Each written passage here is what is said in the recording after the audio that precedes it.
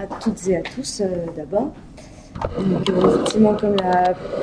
dit Martine Sindima-Baru, je vais présenter le dispositif et l'organisation spatiale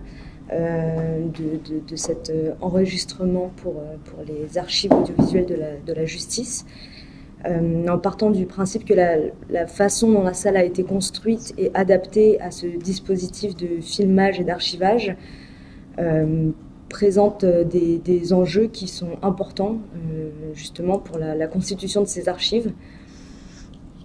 Pour ce filmage-archivage, il y avait deux objectifs pour le procès. D'abord, la constitution d'archives audiovisuelles de la justice, mais aussi la diffusion en direct dans l'enceinte du palais,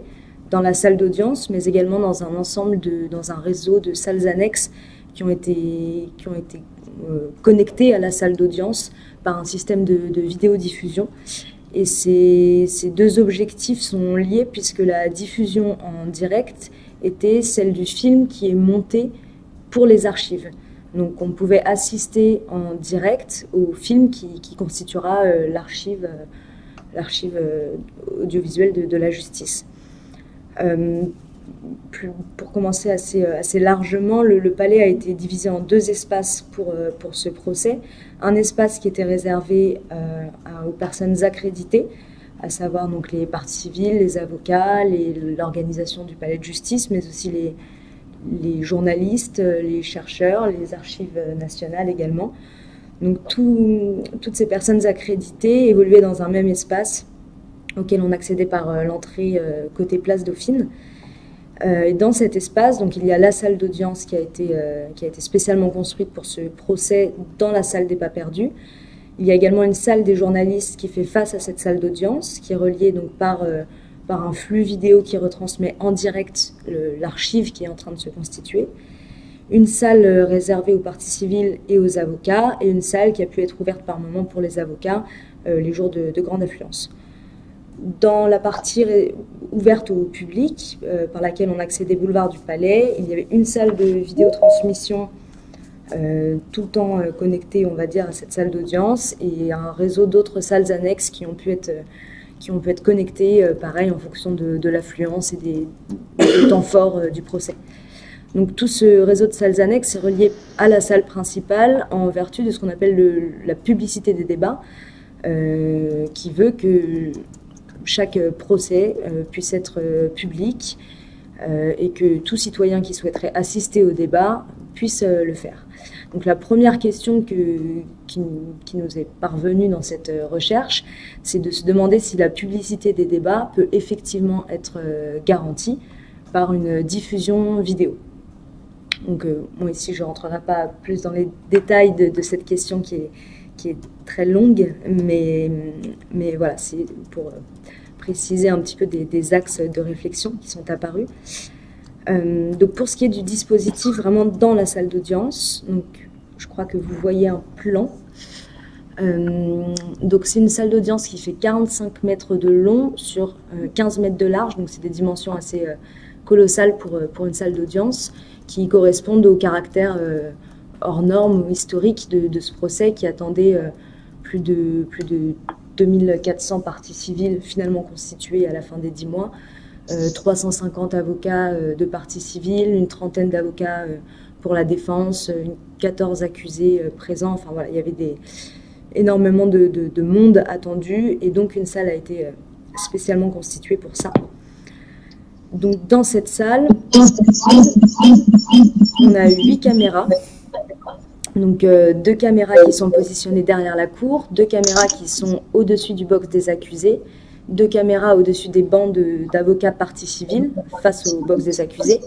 et 2 caméras dans l'allée centrale. Ces 8 caméras qui ont été positionnées doivent pouvoir appréhender tout l'espace judiciaire, et elles sont pilotées à distance depuis une régie qui se trouve tout au fond de la salle, en hauteur, donc en surplomb de la salle d'audience. Et c'est depuis cette régie qui est tourné et monté en direct le film qui sera archivé et qui était en même temps diffusé dans la salle d'audience et dans les salles annexes. Pour cette diffusion dans la salle d'audience, il y a 11 écrans qui ont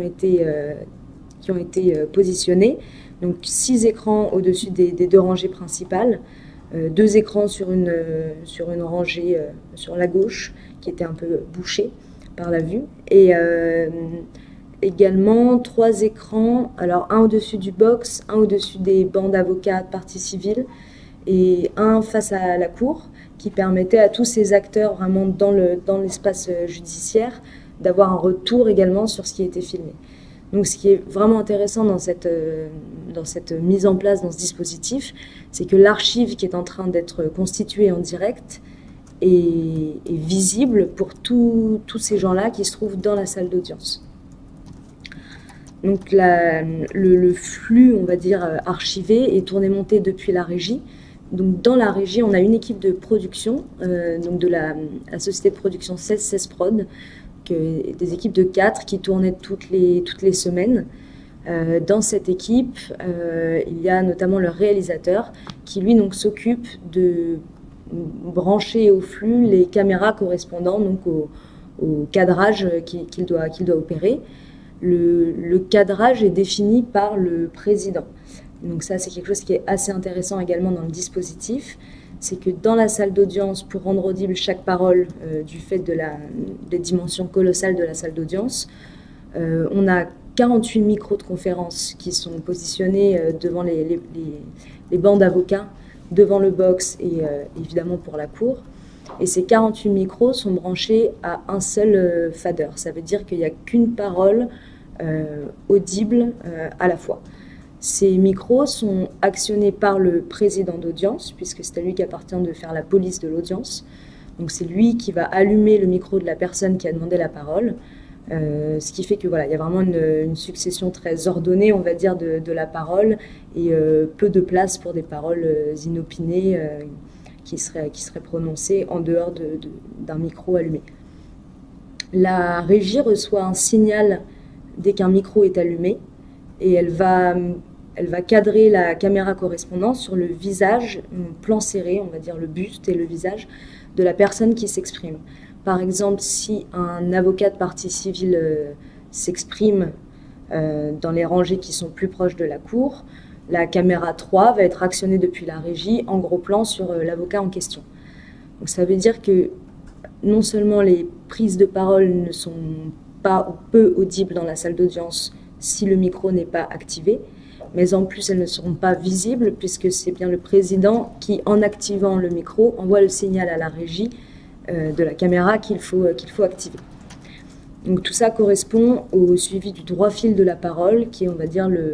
l'élément phare de ce dispositif de filmage, qui est de filmer uniquement la parole qui est énoncée devant la cour, qui a été demandée et acceptée, distribuée par le président.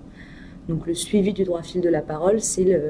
le critère, on va dire, dans le cahier des charges qui a été mis en place pour le filmage, le critère principal de ce filmage de procès. C'est-à-dire qu'au lieu d'avoir une caméra qui va filmer tout l'espace judiciaire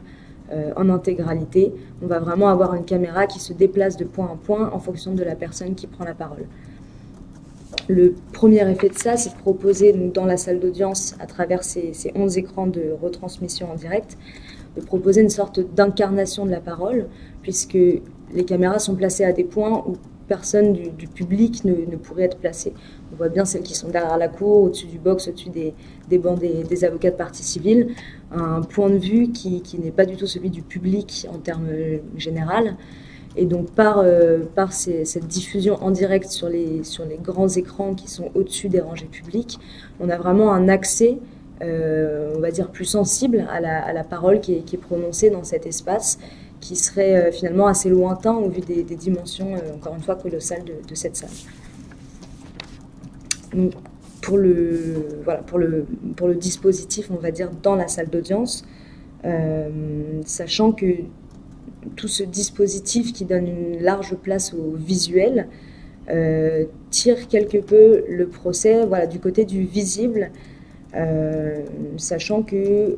pour un petit point étymologique, le mot audience vient du latin audire, ouïr, entendre. Et dans une analyse qu'il fait des procès filmés, Jean-Louis Comolli distingue l'auditeur-spectateur d'une salle d'audience, dont l'attention est avant tout tirée par l'écoute, et le spectateur-auditeur d'un film de procès dont l'attention est avant tout dirigée par le visuel. Ici, on a une sorte de position un peu trouble, on pourrait dire position presque augmentée du public, qui à la fois est tiré vers le visuel par la prédominance de ces écrans, par l'accès visuel vraiment augmenté de la parole qui est prononcée. Et donc c'est une sorte de bouleversement du suivi d'une audience déjà dans la salle d'audience qui est induit par cette volonté d'archiver et donc le filmage dont on a décidé que l'archive serait diffusée en direct dans la salle d'audience. En dehors de cette salle d'audience, la volonté d'archiver et de diffuser en direct cette archive a